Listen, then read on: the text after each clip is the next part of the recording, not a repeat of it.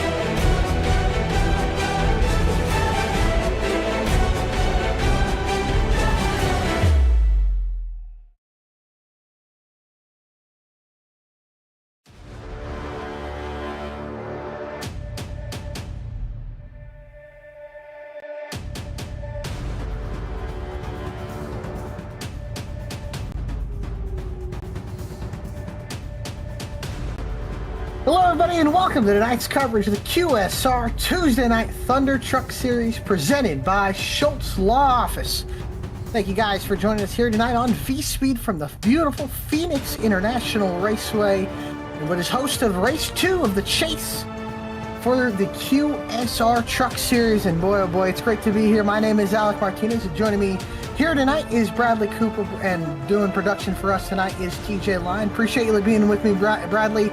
Good to have you, and man, I'm excited here to get this race going. I'm excited as well. This is the second race in the Chase, and QSR has put on a phenomenal show in their first two seasons. I can only imagine what's in store for us for season 3. Sure is, and we'll take a look at our schedule right now. The schedule here, where we got Daytona, Atlanta, or it was the first race at Daytona in August, and now where we are at Phoenix. Next week is Kansas, then Vegas and Talladega. So including this race, 4 races to go until the end of this season, and we'll pull up the points here just for a second to look and manage what it is after last week. Ronnie Joyner's win at Dover has tied him with Daniel Monex for the points. Then Ryan Philbrick stands 4 points behind. Jesse Gordon stands 8 points behind. Carter Linz is 9th, and then all the way down to the 12th position with Tristan Pena trailing by 41 points. Those guys that are trailing by probably more than 20 are going to need to have solid races here tonight, but we'll have to find out as qualifying has just finished, and we are going to go straight to the grid here for tonight's race here at the Phoenix International Raceway. And Jesse Gordon looks to be on the pole with a blazing track time of 26.7110. Over 710, which is going to start right next to him. Ryan Philbrick will start in second. In row number 3, we'll have Daniel Molnex with Galen Wunsch rolling off in 4th. And there's your front row. We'll go to row 2, as I said, Molnex and Wunsch. Then row number 3 is Austin Thomas and Jason Foskey. Row number 4 is going to have Ronnie Joyner, the winner in Dover last week, with Tristan Pena rolling off to his outside in 8th. Then in 9th is Quentin Stewart, and Clay Nelson rounds out the top 10. Britton Allen will start in the 11th position with Shane Ferguson in 12th. Stephen Mago in 13th position, Patrick McPeak in 14th, Ethan Wisnowski and Mike Petrin, Joe Briel and Tyler Autry rounding out your field here tonight. From the 19th position is going to be Brandon Yates and the number 19. Yes, he is. So here we go. Yes, sir. The field pacing down the backstretch here, and what will be a hopefully very entertaining race is Jesse Gordon looking to get some points on the top two of Molnex and Joyner as they go into the Geico restart zone. Gordon goes on the gas, and we're underway from Phoenix under the lights on a Tuesday night. Already a great start there for the 10 of Jesse Gordon. And Gordon pulling away from what is Daniel Molnex, then followed by Philbrick, Thomas, and Wunsch. And then behind them, it's a side-by-side battle between Tristan Pena and Quentin Stewart on the bottom in that 6 truck. And he's going to just wash up. And now coming across the line, Jesse Gordon leads lap 1 here at Phoenix. And then Molnex staying behind. And that's going to be a talking point here tonight, is using that apron on the bottom. Sometimes we'll see guys cut it short and try to maybe, especially on the restarts, if we get any restarts here tonight, we'll see guys fan out way down on the bottom to see, try to make as much time as they can. And unfortunately, our telemetry here tonight is a little bit broken, as we can see here on the left-hand side of your screen. It's got finished. We were right at the grid when we started this race, but we're just going to have to carry on here. It's kind of broken on all aspects. We're going to run through this scenario. Let's continue to watch the action. We have the 35 and the 199. Galen Wunsch inside. As we go with Austin Thomas, this is around the 5th position here. Yes, sir. And there's Thomas behind them, and looks like Wunsch able to tuck back behind Thomas. Behind them, Pena going to go underneath Foskey here for the 6th position on the racetrack. And right there, he gets tight. Foskey goes up the racetrack. Stewart almost catching the wall behind them, but Foskey now down to the inside, Pena gets that spot from Foskey, and Foskey falls down to what is the 7th position on the racetrack. And man, right now, Jesse Gordon, he is just pulling away from Daniel Molnex, although he's stretched about a 3 or 4 truck length lead over Molnex. And then behind them is Philbrick. And then you can see this battle on your screen. I believe that is Pena, Foskey, and Stewart. And Stewart, like we said, caught the wall not too long ago, but nonetheless, not too much damage. He's just keeping and chugging along right now, Bradley. So far, this field getting spread out quick, but still some good battles on the racetrack. And here's a 199 of Galen Wunsch all over the back bumper, the 35 of Austin Thomas. Thomas is going to hold it up there on the outside, clips the outside wall coming out of the exit of 4. Gives Wunsch the advantage in the 1, but he backs off of it. Can he get the exit? That could be all Wunsch needs here to get that spot. And as he goes under, he's going to cut the dog leg down about 2-3 lanes, then back up, a hard transition back up. And we'll see if the 35 really has anything for him on that bottom. No, Thomas gives up the position. Wunsch up to 4th, and then behind them, Tristan Pena and Jason Foskey closing up on that battle. Pena looking to be very sporty so far. Goes to the inside, now looking to try to get 5th from the 35 of Thomas. They're going to go back and forth here for a couple more laps. Just behind with the 35 of Thomas, you have, I believe that's the 55. Yeah. Yes, that's Tristan Pena. And Pena down on the bottom gets Thomas pitching him low behind them. Foskey just waiting in the wings. Something goes wrong, or these two hold each other up here as they go into turn 3, still side by side. The 35 clipping the wall there on the edge. You might have heard it, but look at that. Using the exit, using that momentum off the outside, able to hold off the 55 of Pena. We can't just seem to get by that 35. Is now going into turn 1 behind them. Foskey under pressure from Stewart. And behind Stewart is the Dover winner, Joyner. And Joyner didn't qualify well, and now he's worked himself up to 9th, but he's just behind these 4 trucks. Those are 4 valuable points, as Molnex, who he's tied with in points, is up in 2nd right now. In this racetrack, of all the configurations that you've seen here, Alec, there's been 3 different ones in the last decade. You've got the classic from the 90s, early 2000s, where the start-finish line is on what is now considered the backstretch. How difficult is it as a driver, and now you can cut the dog leg on that transition, which used to be grass. How difficult is it to get used to this racetrack? Well, it's definitely on the restarts is different, but especially when you get a good run, you can do that. What Joyner's doing underneath Pena and Foskey here into turns 1 and 2. Almost. And yeah, it's very tough, though. That transition's very rigid and it's rough, and then it gives you a really bad angle into turn 1. And right there we see it where you guys kind of have to, where the guy's on the very bottom have to back out of the gas, and he loses those spots. What could have been a gain is kind of just a loss. It stays stagnant to where he's at, but Pena going to lose that spot back to Foskey. And here comes Quentin Stewart to the bottom, all the way down on the apron. Carrying on right where they left off, back side by side with the 6 machine. Oh, man. Quentin Stewart looking to the inside. Got a little bit loose and had to back out of it. He did, and now Joyner going to go to the inside of the 24 truck. Or sorry, 24 going to go underneath the 6 truck there. Joyner trying to get that 8 spot away from him. We'll see what he can do as he comes up the dog leg, and now Stewart going to get right on his door, and it's going to take a lot of that side force away from the 24 Joyner, and we'll see if he's able to keep it down there. That momentum off the top going to carry Stewart right back around Joyner into turn 3, but Joyner still fights on that quarter panel. Stewart sends it in hard on the outside lane. We'll see if he's able to carry momentum down the front stretch. And right in front of them is Tristan Pena, and he's starting to fall into the clutches of both of these trucks as now Joyner uses the apron back up the racetrack. He goes, gets tight underneath him into turn 1 and 2.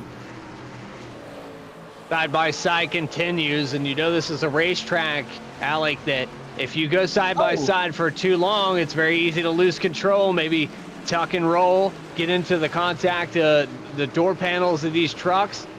You know that all of these F-150s, these Toyota Tundras, these Chevy Silverados, they're more than capable of making contact, but you don't want to do it. It's going to hinder your speed over the long run. Yeah, and even racing side by side like they are, it could hurt their tires. And behind them, trouble. Quentin Stewart up into the outside wall. That allows Brett Allen to get by him. Joyner takes the spot away. He'll get up to his 8th position now, but Stewart not done yet. With Allen almost had a chance to clear him, but Stewart taps the wall off of turn 2, and behind them, Stephen McGow has caught these two in this battle just right inside the top 10, 9th, 10th, and 11th on the racetrack. And then Shane Ferguson not too far behind them, as right now it looks like the 10 truck, Jesse Gordon, all way out there, way gone, about 15 to 20 truck lengths ahead of Molnex and Philbrick, one not too far from them, but this field getting spread out very quickly. But this battle inside the top 10 between Stewart and Allen has subsided for just a second, but man, Jesse Gordon on rails right now in that Ford F-150. We had that telemetry there on the bottom of your screen, and, you know, maybe a little bit of a spoiler alert for some of the drivers that were a part of this race, watching it back live in real time. But you're watching a replay, and so here on V-Speed, we always pride ourselves in having our lives, but here you're watching a kind of DVR'd scenario, so maybe a unique situation, but however, ATVO doesn't really work with that, so we don't have our ticker on the left-hand side of your screen. We're really relaying that information to you in real time. We are currently live right now, and anybody that's in the chat, be sure to shout out anybody that you think you have some beef with after this race. Now's the time to voice it. We're second race in the chase. We sure are, and there's we're looking at our screen right now. That is Quentin Stewart holding off Brent Allen. This is for what is the 9th position, the 6th truck in the 9th position. Brent Allen in the 13 truck behind. And Stephen McGow has kind of reeled these two in as we clip lap 20 on the board. So now 100 laps to go this next time by is Jesse Gordon still out in front behind them. Behind Gordon, it's tight battle between Molnex, Philbrick, and Wunsch. Those top, that's second, third, and 4th on the racetrack, and that is a nice paint scheme right there. I'm gonna have to see who that is. That, I believe, is the 61 truck of Patrick McPeak And that is a beautiful paint scheme there, and pink colors there on the side, and the little rocket ship on the right side and left side doors. Good. I like that. That's unique. You don't see that. He's battling with Clay Nelson. This is the 13th place position truck on the racetrack. Brendan Yates still out there in 16th, currently last truck on the lead lap, and we're still running on the racetrack as 16 trucks still going here around this racetrack as Jesse Gordon gets another lap led. And third and fourth has kind of subsided. How about Ronnie Joyner back on the move here underneath Tristan Pena for what is the 8th position? Joyner continues to do battle, almost some contact there into the entry of 3 and 4 as they go down to the long stretch. That was close there. Sure was. Pena now holding up on the outside. Joyner is going to get down to the inside. You'll see Slide up the wall. Oh, just tapped it there, grazed it, a little kiss to the right rear of the 55 truck. And now into turn 3, we'll see as Joyner goes high, trying to use that outside lane a little, try to get some of that PJ1 on the tires and try to get the grip off the corner. Won't be able to do so. And Pena holds on to that 7th place position. Joyner still stuck in 8th and slowly but surely, methodically moving himself up to the field, although he started in 7th and he lost a couple spots on the start of the race, but he's slowly but surely getting them back, and these two are running down the 35 of Thomas and the 20 of the 20 truck. Yeah, the 29 truck, I should say. Foskey. That's why I was getting a little messed up, but Foskey's kind of falling back in that Goodwrench truck. He's falling back, but he is also running down Austin Thomas, who looks to be struggling on this long run, and it makes you wonder, how long do these drivers want to go on these tires? Do you want to split this race into thirds, or do you want to split this race in half? I mean, based off the telemetry right now, if you're Foskey, you're cutting that dog leg a lot more than the rest of these drivers. Most of these guys are staying up above that yellow line to get around this place. But if you're Foskey, you might consider splitting this race into thirds. It could benefit you overall as you continue to see the fall off. We'll have to wait and see how this all pans out. Now, iRacing Service has been rather gracious to the drivers so far. You look at the weather and how grippy this racetrack is. It's 75 degrees on the track and 71 in the ambient air. We don't look for that to really change much because the sun's not out. We're under the lights. Phoenix Raceway, notorious. We're out here in the Arizona desert.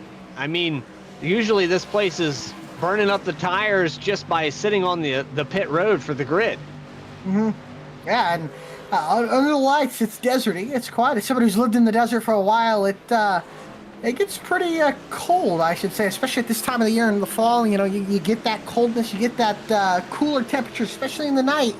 And, well, it's really good for grip no matter what track you're at if it's in the night. Is battle for what looks like to be third. Galen Wunsch with a chance to get by Philbrick in the 06. And there goes Wunsch looking to the outside, getting some clean air to the nose. Going to try to diamond the corner, set him up for the exit. Philbrick, it's a little tight on that in the inside. Let's track it. Wunsch now going to wind her up down to the inside. And the 199 going to the inside for third here. This could be big for points for both Philbrick and Wunsch. And Philbrick holds on here off of 4 as Molnick's starting to get away a little bit, and Gordon is just flat out gone. And Alec, you can correct me if I'm wrong, but I've always compared this place to a condensed version of Pocono because of the 3 different corners. Ooh, I don't know about all that. I've always compared it to a bigger, more wider New Hampshire. I feel like it drives like it, and very similar how you kind of have to drive these tracks. New Hampshire's more of a 1 or 2 lane track. I think this track, to me, it drives the most like New Hampshire, maybe with a little bit. I mean, the smallest bits of like an Iowa to it. But other than that, though, it's this track's before the dog leg. Before the dog leg, yes, of course. I think it has the width of Iowa, but it drives like New Hampshire. So it's very interesting. Is this battle behind these top 5? I think this is for what is 7th on the racetrack. Joyner able to get by Pena. And, yeah, great looking truck there for the 24. You know, you don't see these dark greens anymore on race trucks. And that Hendrick Motorsports 24 looks beautiful. Bright neon yellow numbers, always iconic. But this, Pena up to the outside of Joyner. And Joyner might lose that spot he just gained. This is a back and forth here. And this is why I compare this track. I'm going to double down here on the Pocono reference because you can't be perfect. That's why I compare it to that. You can't be perfect in all three corners of this racetrack. You've got to kind of set yourself up. And that's why there's so many different variants.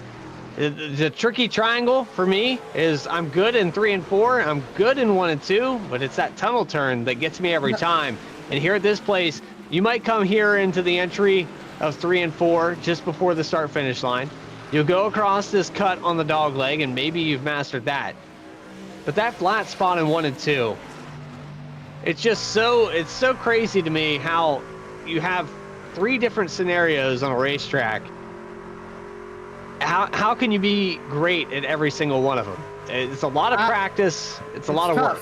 I love Pocono, and that's probably one of my favorite racetracks to go to. If not my most favorite racetrack we go to.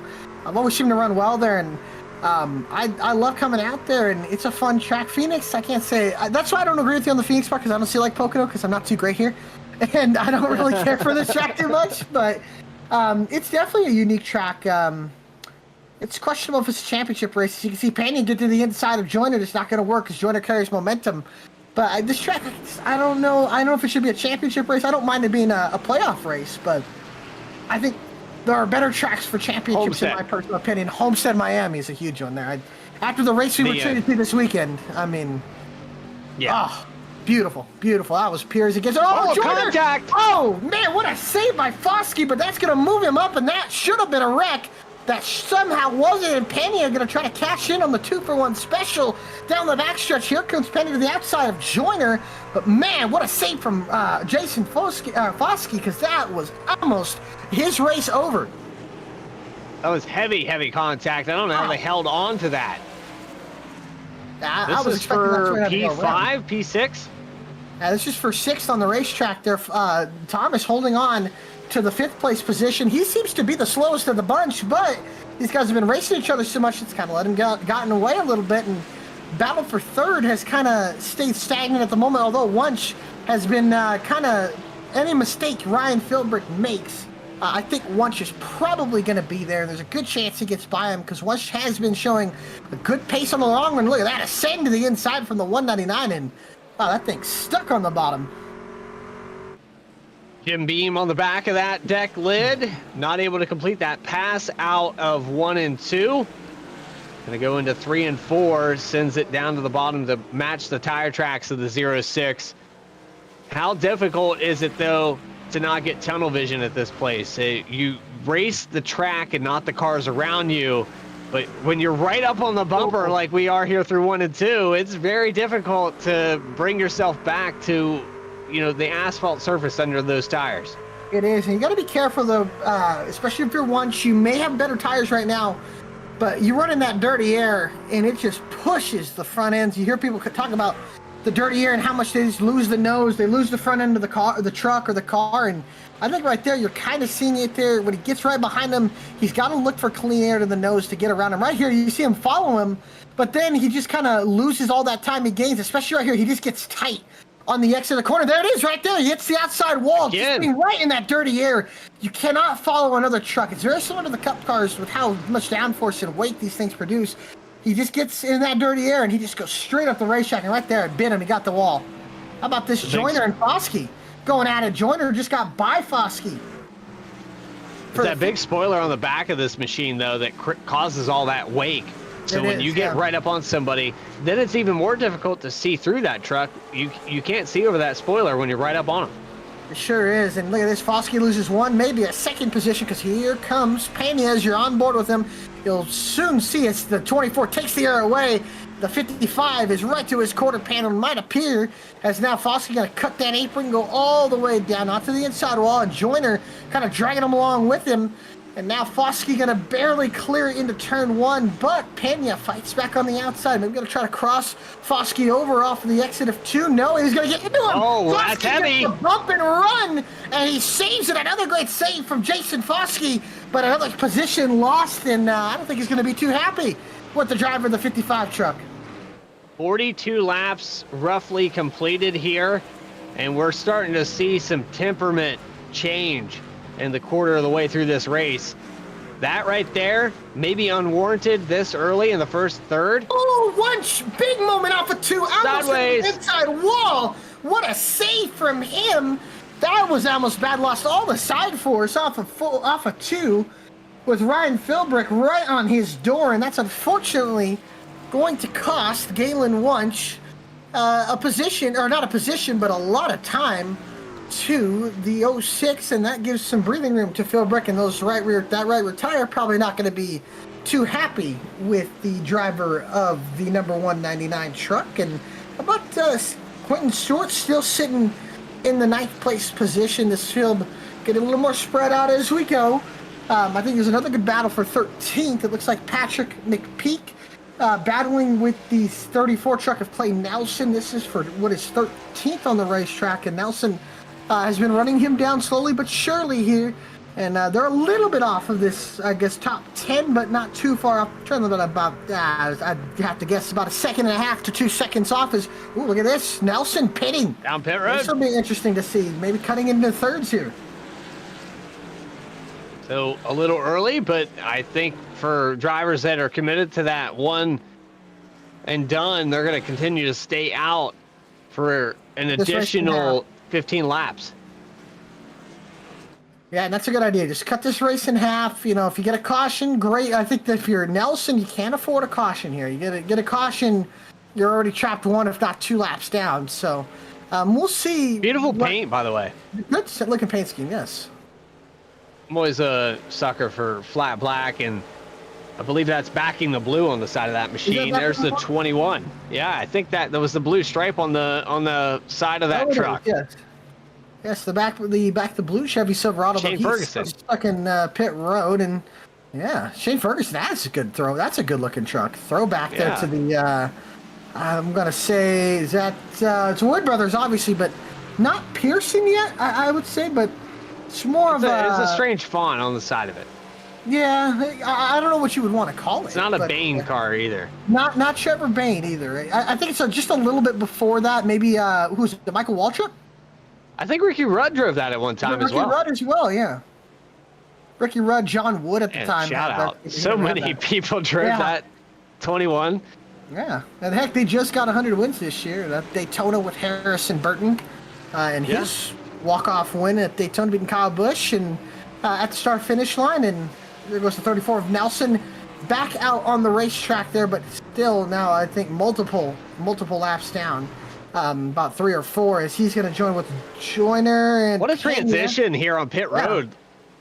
That is. I think he's trying to stay out of the way. He wrapped the whole back of the track as tight as he could.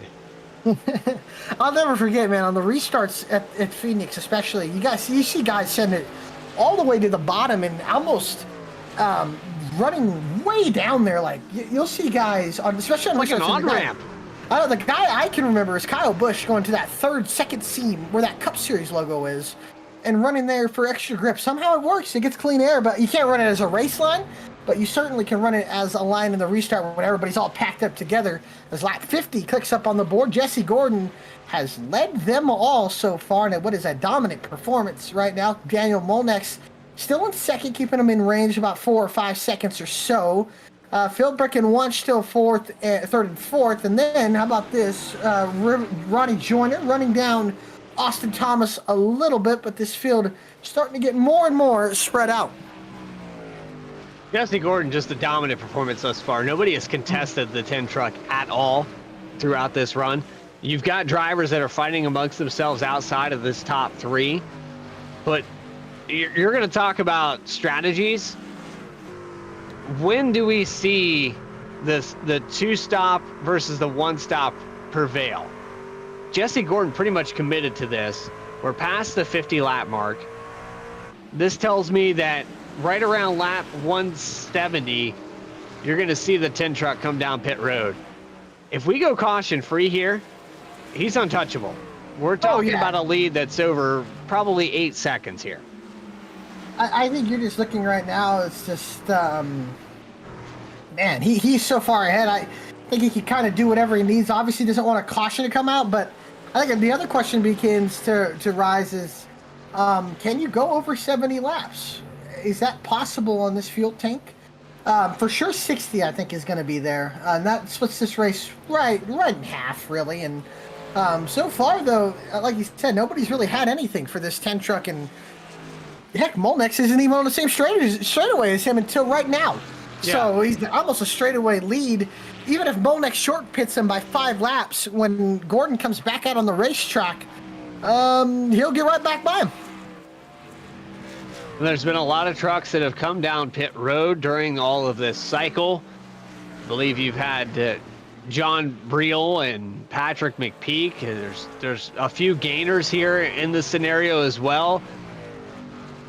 Daniel Molnex, though, trying to just hold strong. Has the points lead coming into tonight. You've got Jesse Gordon, who had a lot of success at our road racing courses. Remember, Jesse Gordon went back and forth for how many laps? Oh. He even commented in our post race about how it was one of the most intense battles that he had. Yeah. So, Molnex pitting. How about Molnex this? down pit road. Tell you what, behind Molnex, too, a great battle. Joyner and Thomas going at it for 5th on the racetrack. Ooh, almost a little contact. Thomas hits the wall off of for turn number 2, and Joyner goes right on by. So does this maybe allow the 35 truck of Austin Thomas to say, you know what, I'm going to bring it down pit road and re-jump Joyner here? This is a weird window here for Molnex to come down pit road, though. Lap 55, that's not quite the halfway point, so that tells me that maybe he's setting up for a long stint. And yet they're doing a 65-lap run here. That's going to be pretty tough as Joyner clearing the 24 clearing the 35. Thomas Pena behind them. Here comes Jesse Gordon to pit road, covering off Daniel Molnex. Well, this confirms that you have to split this race into thirds. Well, we'll see. I could see maybe a Joyner, or is anybody else? That's going to be a stretch. If you couldn't do it the first time, that's going to be a stretch. Well, I think either way, if they can go past 60 laps, these guys are probably going to be just fine. We'll see where everybody else. Yates now down pit road. Is Gordon coming in to get his? Brett Allen is in pit road. Joyner, the pole sitter, that number 1 box off and away.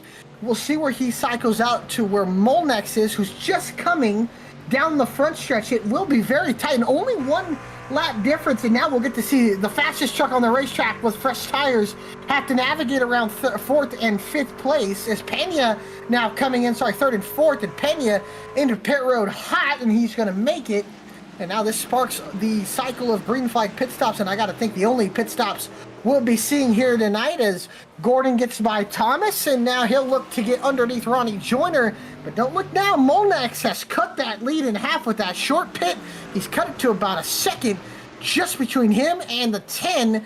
But with 1 lap older tires, does that put him at how much of a disadvantage does that put him in as Joyner now the 10 of Gordon gets by Joyner? Yeah, I would have to say, based off telemetry right now, he's going to have a good run here for maybe another lap or 2, but these tires are going to plateau. You can see the 10 drop it all the way down to the bottom. Molnex trying to follow suit through 3 and 4, or 1 and 2 rather. It's just not been favorable to the 2 truck. He might get within arm's reach here at some point. Yeah, I don't know if he has any goods for the 10. It's another thing to pass, as they always say in Right. racing. Stephen McGowan down pit road here. That is in the 9th position. And so far, currently, what was on the racetrack, the leader on the racetrack right now is the 06 truck of Philbrick. And he has just gotten undercut by Galen Wunsch in the 199, who had ran him back down.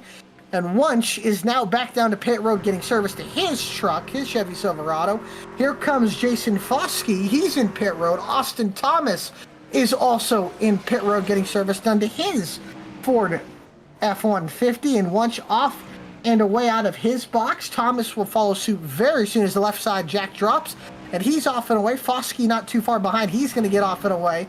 And that now puts the leader, Ryan Philbrick, down into pit road.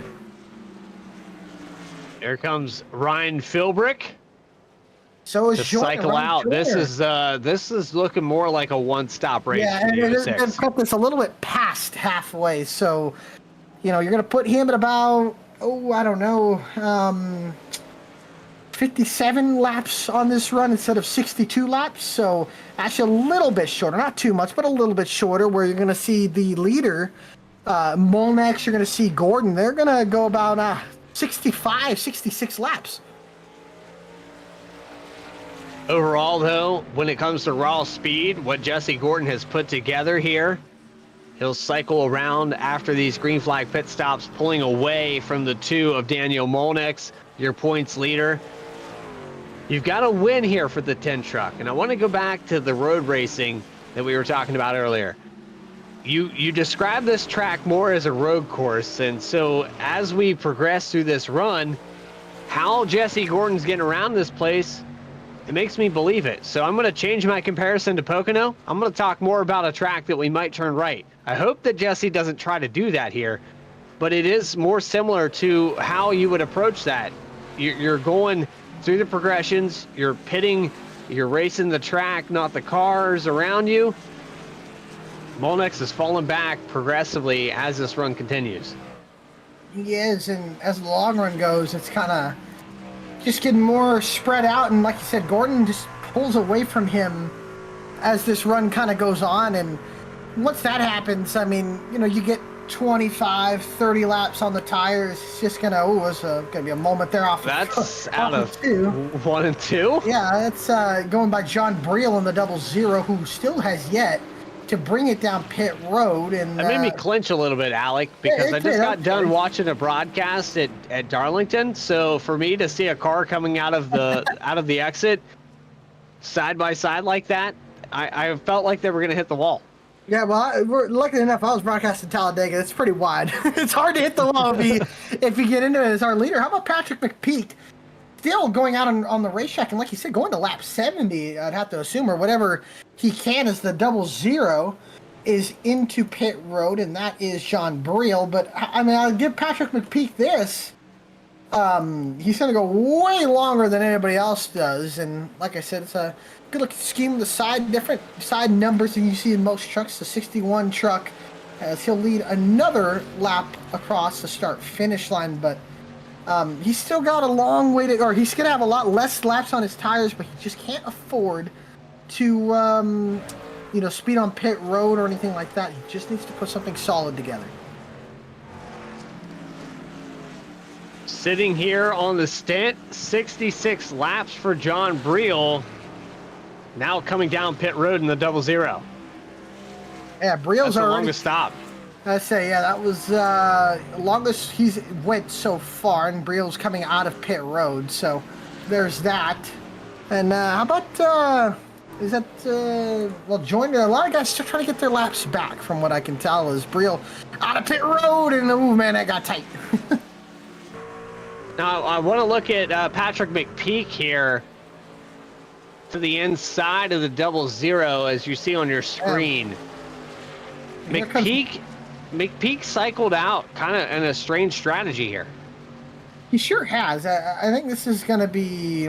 it's just... I don't know, man. There's a certain point where you're out too long, and that really hurts your overall pace, because no matter what, you're going to have tire fall off. Eventually, you're going to even out, and I think we might be starting to see that, because he's just getting a little bit. I think, what is he at, 71? Yeah, I mean, stretching too far. He can't go more than this, I would have to guess. Like, there's no way he can go to 80, because I mean, we already have, 40 to go. I mean, don't get me wrong, that's great. You're going to be flying for 40 laps compared to everybody, but you're going to lose so much time. Is it worth the time you lose? I just think you might lose one, especially one already, now maybe even 2 laps. We keep cycling through this race. Jesse Gordon has taken back the lead. He'll cycle out of these green flag pit stops. And Molnex is Molnex is there, but man, he's still pretty far away. I don't think he has the pace for him right now. Yeah, it's a difference in tires, a difference in maybe speed overall. But if you're a championship contender, think about Mark Martin and what he was able to do. You got to just keep this thing in the top 5. That's the goal every single week. Top 5 finishes. Keep bringing it home. finish the race. Maybe Jesse Gordon has this good one right here, but overall, if you can get the best of them at another 1.5 miles or maybe a 2-mile oval, it doesn't much matter because Jesse Gordon has had some hardships in this season. He sure has, and I think right now what you're seeing is, and honestly, while this race has gotten pretty spread out, I'd like to see maybe pull up the points once more before, this race wraps up. But I think coming to this race here is that Gordon, he wasn't too far out, but Molnex being the points leader, it's hard to really. I think it's hard to run him down when you're already in second. When you're in second, when you're leading the points and you're in second, you're gaining points all but over one guy. So it's the field kind of loses points there, and especially Joyner, who had a really, really good race and won at Dover's. A little slow truck there on the bottom in front of Gordon. I'm not sure who that was. I think that was the 34 of Nelson. I think that's just going to be tough for most of this field. Joyner, who's kind of sitting by himself in fifth. Nelson's got heavy damage here. Yeah, he does. I think he might have got the inside wall. I'm not quite sure what happened to the 34, but the left front fender on that machine is dangling off. So heavy damage here. Yeah, you can see it's just a part of the truck, but it's not actually there. Just a little bit from what I'm seeing there. That's going to hurt his performance, and he was the one that pitted the earliest of all. And I don't know. We'll see about that. And Molnex and Gordon. There's the points. There's the points, and thank you for pulling that up. You see Molnex entered this race tied with Ronnie Joyner, and Jesse Gordon was only sitting 8 back. He's going to gain a little bit here if he can win this race and lead the most laps. Look at the multi-time. We have one multi-time winner up here in the top 5. Ain't that great? Yeah. And the Carter Lynn, and he's not even racing tonight, so that's going to hurt his chance at winning this championship. But Molnex not going to lose too much, but Gordon's going to gain a little bit, and he's gaining especially over Philbrick and especially over Joyner. And I think we might have to throw Jesse Gordon's name into the hat of anybody that can win this championship going in to next week at Kansas. Absolutely. And when you talk about the leagues that we have here on V-Speed, look at this league, QSR on Tuesday nights. Look at SNR in their Challenger Series. Look at SNR on Saturday nights. BTY starting back up. There's so many leagues that go with multiple winners over the entire course of a season. You don't really know the talent group. Another example as well is on Friday nights, Goat Locker, their truck series. They've had 9 different winners in 9 races. Where do you see that? You don't see that really anywhere. That's what we've been so fortunate enough to have at V-Speed. It's just leagues that are so competitive, and I feel like us as a broadcast team, we bring leagues that are so competitive and more competitive than any other leagues I see on iRacing. And the competition's high, the racing's particularly clean most of the time. Don't get me wrong, everybody has their bad races every now and then, but most races are clean. Clay Nelson missed his box here. Did he? He slipped through the box a little bit. He had to back up, and it looks like Clay Nelson's out of this race. Yeah, and he's parked it, and right now I think really looking at, I'll tell you what, the biggest loser on that pit cycle was Austin Thomas. He fell back to 10th on the racetrack, and he's trying to claw his way up through the field, but I don't think right now. You got a couple trucks ahead of him. That's McGow, and then 2 lap trucks of Yates and the 00 of Briel. There's really no, I can't really see him. We'll see depending on lap times if he's running him down, but I think he's struggling to kind of get to him, get up through the field, and I just don't know if he's going to be able to really get him with the lap times he's turning.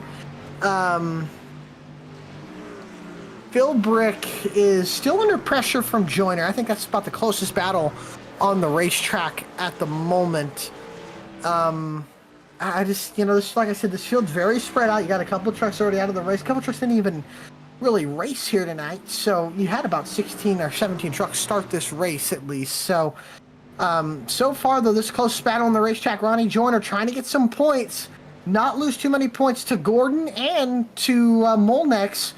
And Molnex, who I've covered a couple times here here at QSR, he's been one of the guys to beat. He's always been so good, especially in the Gen 4 car. He was always good, but even in the trucks, looking like one of the guys to beat for the championship. But Joyner right now trying to get this fourth place position away as Galen Wunsch is sitting in third with Molnex in second and Gordon in third. With Gordon in the lead, Molnex in second, and Wunsch in third. But this is the battle for fourth as you're on board with Ronnie Joyner. And, I want to ask you, Bradley, you're somebody that's, I should say both of us, we race a little bit because why not? But we dabble. What have you always figured? Have you figured anything out here at Phoenix? Well, this is why I made the comparison to Pocono, because through 1 and 2, what used to be 3 and 4, you can kind of late apex that corner and drive because it's a flat corner. And that's why you describe it as New Hampshire, because of how flat it is there through that portion.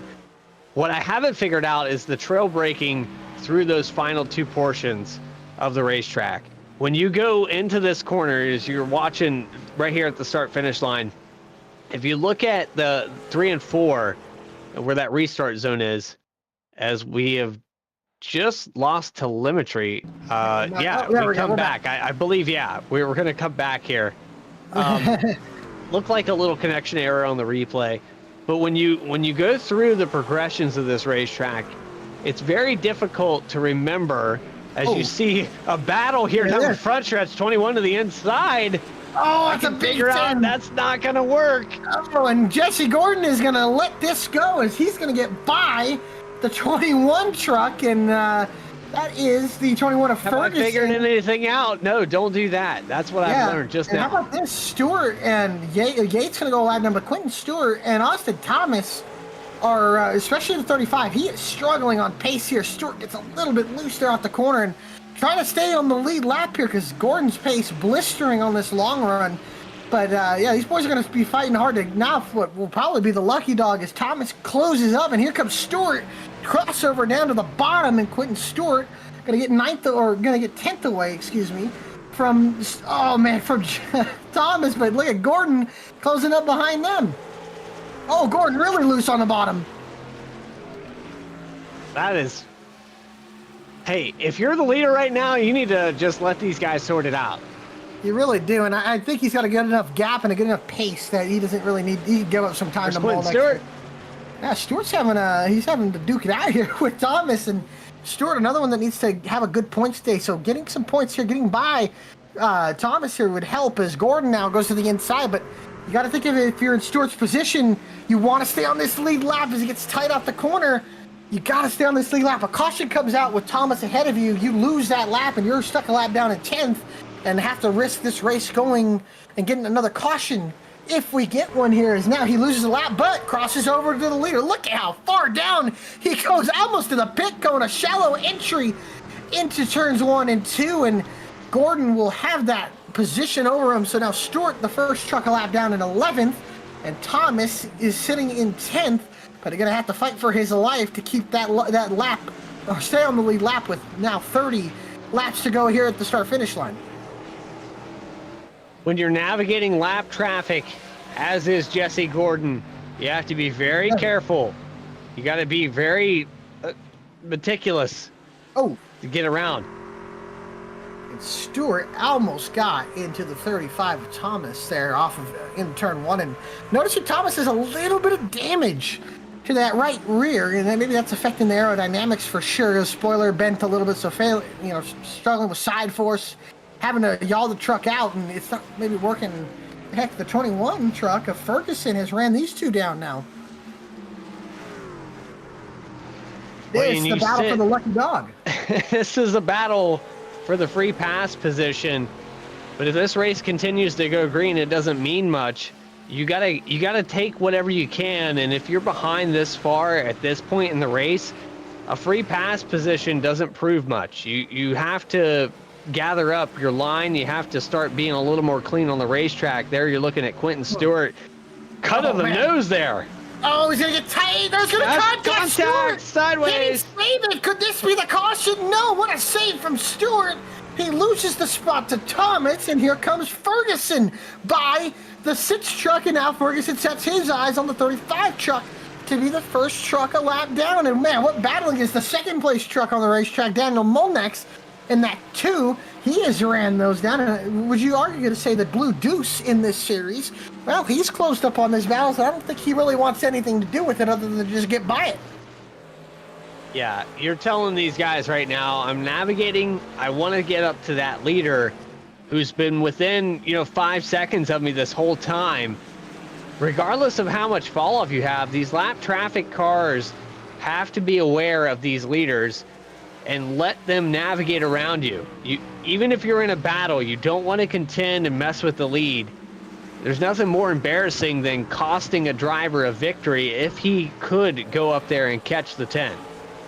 If my mind serves me, I remember, I think it was at Auto Club a couple of years ago, or about a season ago, when they had the Gen 4 cars, and I remember, I think it was between Molnex and another driver, and a lap car got into him off of turn 4 and spun him into the outside wall with less than 10 to go, ending his race, and it was a guaranteed second if he didn't have anything go wrong, and something went wrong there when getting by a lap car, and he got taken out. So I don't think Molnex wants to be on the receiving end of that anymore, as Stewart lets him go by with ease on the outside. And ahead of them now, it looks like the 21 has gone side by side with Thomas here, and this is, again, for the lucky dog here.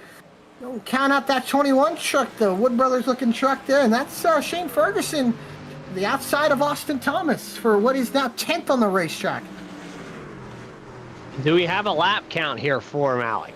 We do. We're about to, as we're, Gordon about to click off lap 98, closing up on 20 to go. Thomas gets tight on the inside of Ferguson, and Ferguson fights up to the outside. Thomas sends it in, maybe slides up. Ferguson gets up to the outside, pinching him down, can't do anything with it, and gets the drive off the corner. Ferguson on the outside. Now look at that, all the way down to the bottom.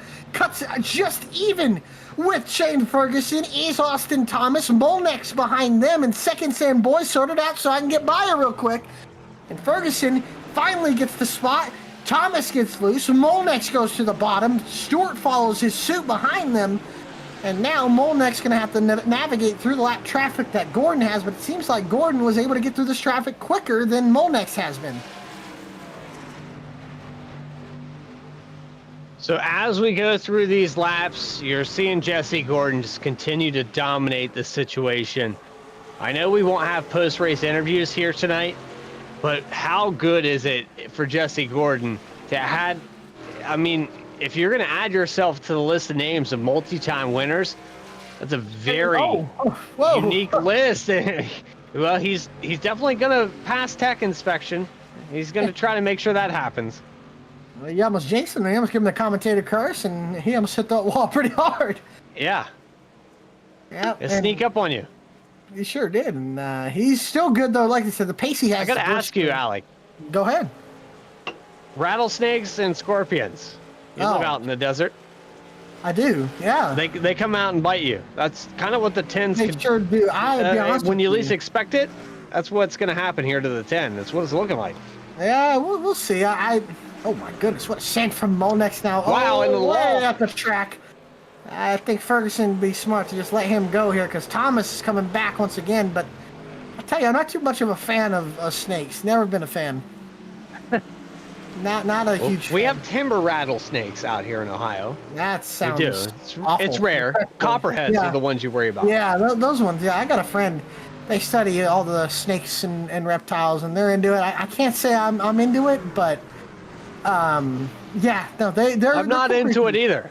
Not a reptile. Okay, I will say though, you ever see if you ever get the geckos though, those are cool. Oh man, Molnex is sliding around.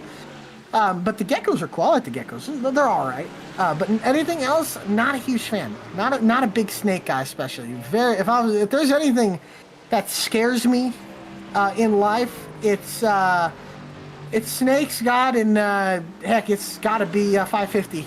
Those are the three things that I fear. Well, if you go with a gecko, you have a 25% chance or more of living. Maybe that's a commercial. I don't know. Yeah, there you go. 15% or more. 15, I think you could save 15% or more, especially right there. You can save it too. as they go past the Geico restart zone. Thomas almost up into the outside wall as we're closing up on 15 laps to go as Jesse Gordon continues to set a blistering pace out on the racetrack. And so far, Philbrick has kind of steadied himself from Ronnie Joyner. He's under pressure from Patrick McPeak. But McPeak, 2 laps down at the moment, is just trying to settle and get this race. And Jesse Gordon is hoping for no caution. No need to have anything too vengeful for him. And Brett Allen is sitting in 8th. Stephen McGow is in 9th. And Jesse Gordon is closing up to lap them with 15 laps to go. And the rocket ship on the side of the 61 has contention from the 24 of Joyner.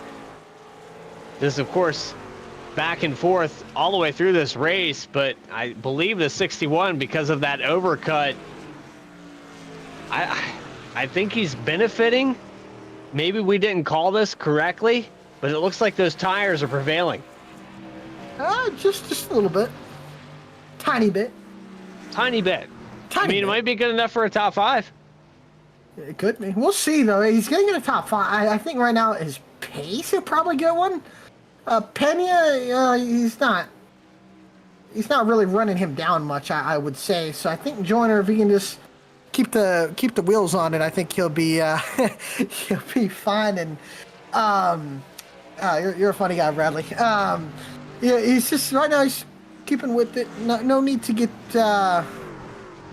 too crazy with it, if you so will. And like I said, this field is extremely spread out. So, and like I said, how about Jesse Gordon? I think you got to think this is a statement win. Would you say?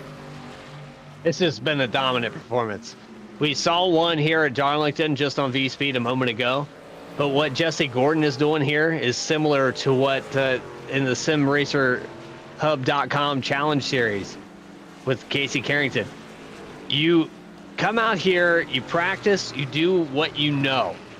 And there's certain places that drivers just get around a little bit better than everyone else. You find your niche. And Alec, I got to ask you, what's that racetrack for you? What's the place that you circle on your schedule? If you see it on a group or a chat, you just know you're going to go there and dominate. See, okay, that's why I was not agreeing with you on Pocono, because Phoenix? I don't know why I love Pocono. It's fitting into my style probably the most. If you see me race, I've seen some battles with you at Pocono, so I know last lap you're the guy. We'll see. There was one time I think I got stuck behind Jeff, but that was the one I was actually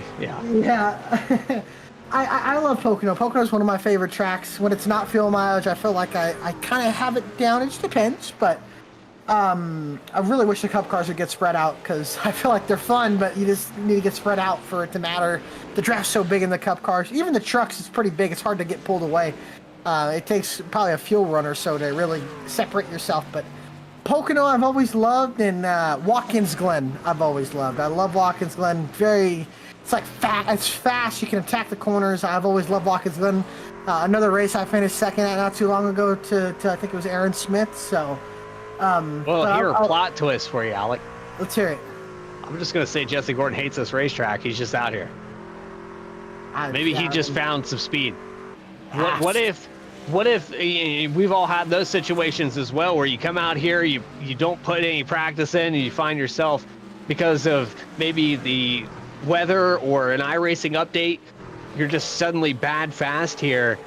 What if that's a situation here where Jesse Gordon just came out here predicting that maybe a top 10 day, and here he finds himself leading every lap? Well, what if? It's happened. We've all had that too. I can't say. Now, I'll be honest with you, my worst racetrack is Richmond, and I can't say I've ever had a good day at Richmond. So maybe it's rare, I guess, but I'd honestly, if I got a top 5 at Richmond in some of these leagues, I would celebrate that as a win. Never understood that track. Finishing. Finishing. Honestly, I don't even want to show up to Richmond most of the time, but show up. And what was it Kyle Petty said about Darlington? If they filled it up with water and you put bass fishing, make it a lake. Make it a lake. Yeah. it'll be much better than racing there. But Yeah. as Jesse Gordon still dominating this race, going to click 5 laps to go here at the start-finish line, and what has been a just stellar performance, a dominant performance, and one of the more dominant performances I've seen on V-Speed in a hot minute. And not Kyle Larson Bristol-like from this year, but it's pretty good. I'm not gonna lie. With 5 laps to go, he is man, he's been on it. On a tear here for Jesse Gordon. Daniel Molnex has been trailing ever since pretty much the green flag. You got Galen Wunsch that's in a kind of a by himself situation. He has the 21 Motorcraft machine just in front of him here. Going to work by on the inside. Talk about the overcuts and the undercuts. Some drivers that maybe stayed out a little bit further. When you're in that situation with 5 to go, you're going to find out right now if it panned out in your favor. And behind them, Stewart and Thomas still battling for what is 11th on the racetrack. Really the only battle on the racetrack that we have. And right now, just kind of all by himself, not a lot, just a lot of spread out, really. This is the closest battle, like I said, we have on the racetrack, as the 10 truck is going to hit what will be 3 laps to go here from Phoenix. As he's closing up to lap Stephen McGow, he might give McGow a little bit of a break here, although he hasn't really let off much from where he started on the pole. And it's amazing that he barely got the pole. Other than that, nobody's been able to touch him all night. And he's had clean air until he got into lap traffic for most of this night. And what a just stellar, dominant performance that we've seen out of Jesse Gordon, who now has 2 laps to go here from the desert here at Phoenix in race number 2 of the QSR Tuesday Night Thunder Truck Series Chase. And man, oh man, what just dominance we've seen. And well, he's about to come here off of what used to be old turn 4, and he'll come into turn 3 this time by, and that is going to just do it. That's locked up. Gordon dominant will take the white flag this time by. Oh, he's drifting. Wow. I think you're a lap behind. Well, I think I might have been a little off of what was. Oh, yeah. Now, you did a great job, though. Thank you. And now, well, I was like, man, imagine if this was the final lap. But how about that, Jesse Gordon? Apologies for that. With dominance here tonight off of the here at the Phoenix International Raceway, Jesse Gordon gets it done at Phoenix, and Daniel Molnex is going to finish second, and Gordon going to drift it around the racetrack and do it. And appreciate you letting me know that. It's hard to tell with our timing and scoring, but yeah, we were broken tonight. We did our best. Alec, you were out of your mind. I lost track. I tried. Phenomenal job. Yeah, but what a win for Jesse Gordon, and a dominant performance here tonight from the Phoenix International Raceway, or Phoenix Raceway. Congratulations to him. Fortunately, won't have interviews, but, well, we'll see you next week, as we'll go to our finishing results here tonight from the Phoenix International Raceway. Jesse Gordon with the win. Daniel. Yeah, love the telemetry here. Yeah, Daniel Molnex was second. Galen Wunsch was third. Ryan Philbrick was fourth. Ronnie Joyner was fifth. Tristan Pena sixth. Jason Foskey is seventh. Brett Allen eighth. Stephen McGow ninth. And Shane Ferguson 10th. Austin Thomas got 11th. Quentin Stewart was in 12th position. John Briel was 13th, with Patrick McPeak in 14th. Brandon Yates rounds out the top 15, with Clay Nelson and Ethan Wisnowski rounding out the field in 16th and 17th. Man, oh man, what a race there, and what a dominant performance there from it went green Jesse the whole Gordon. time. It sure did. A caution-free race, and well, we appreciate all those that will and have tuned in here tonight for the QSR Tuesday Night Thunder Truck Series, presented by Schultz Law Office. And next week at 8 p.m. Eastern Time, tune in to V-Speed for the Kansas out at the Kansas Speedway for race number 3, as Gordon has cut Molnex's points lead just about in half, and Joyner is going to fall back one position. But what a race. We look forward to seeing you guys next week, next Tuesday, here on V-Speed at the Kansas Speedway. So Kansas Kansas Speedway here. It's the third race in the regular season, but here from Phoenix, Alec, any final thoughts? I'll tell you what, if Jesse Gordon has a good enough truck as he did tonight, Field better watch out. That's going to be tough for them to beat. I think Monex will have a good chance. I think these guys are going to be, it's going to be a heck of a race. Don't count out Galen Lunch. Don't count any of these guys in what has been a very competitive season in QSR, but boy, oh boy, are we looking forward to seeing what happens next Tuesday night for the Tuesday Night Truck Series. Bradley, appreciate you coming into the booth here tonight. Thank you for everything. My name was Alec Martinez, and a huge shout out to DJ Lyon for doing production here tonight. Thank you for everybody who tuned in. We appreciate your time, and if you're not subscribed to V-Speed, please do set a notification so you guys can tune into all the great racing action that is brought to you live here on V-Speed. Until then, we'll see you later. Have a phenomenal evening, and we'll see you next week from the Kansas Speedway.